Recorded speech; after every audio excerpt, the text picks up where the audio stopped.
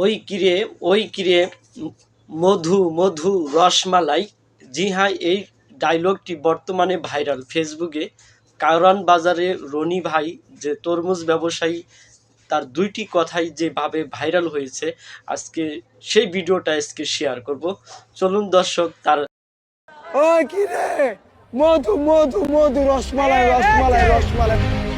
ওই কিরে মধু মধু রসমালাই, এমন ডায়লগ দিয়ে রীতিমতো ভাইরাল এই তরমুজ ব্যবসায়ী।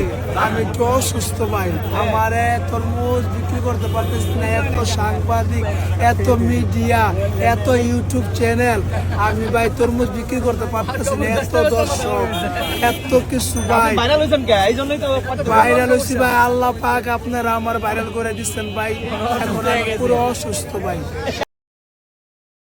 যাই হোক, আমরা রনি ভাইয়ের যে মূল্যবান কথাগুলো শুনলাম। বর্তমানে তার এই দুইটি কথা পুরো পুঁজি করে চালাচ্ছেন নিজের ব্যবসার প্রচারণা। এমনকি তরমুজ ব্যবসায়ী মোহাম্মদ রনিকে ডেকে নিয়ে যাচ্ছেন নিজের। ওই কিরে মধু মধু, কারেন্ট আগুন আগুন।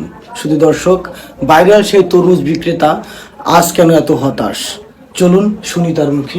আজকে 1.5 লক্ষ টাকার তরমুজ কিনছি, 1.5 লক্ষ টাকার তরমুজ দোকানে নামাইছি। আমি তরমুজ বিক্রি করতে পারি নাই। যেরকম সাংবাদিক, যেরকম ইউটিউব, যেরকম অনেক পাবলিক খালি বিড়া রাখছে, তাহলে আমি কার কাছে তরমুজটা বিক্রি করব? আমার পাগল বানাইছে। আমার 1.5 লক্ষ টাকা আজকে পাই শেষ ভাই। সেটা ভাইরাল হয়েছে। ভাইরাল হওয়ার পরে দেখেন এখন তার জীবন যাপন খুবই দুর্বিষহ।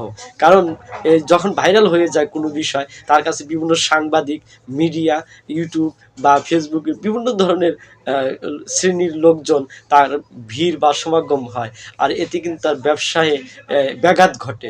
যখন আপনি তার ইন্টারভিউ নেবেন পর্যায়ক্রমে, তখন সে বিরক্ত হয়। আসলে কিন্তু সে বিরক্ত হয়েছে, সে অসুস্থ হয়েছে।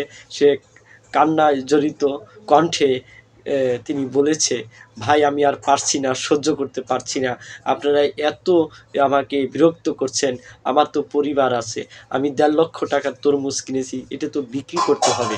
এই যে তার আকুতি, অনেক উপরমহল, বিভিন্ন ধরনের নানা পেশার মানুষ তাকে সহযোগিতা করছে।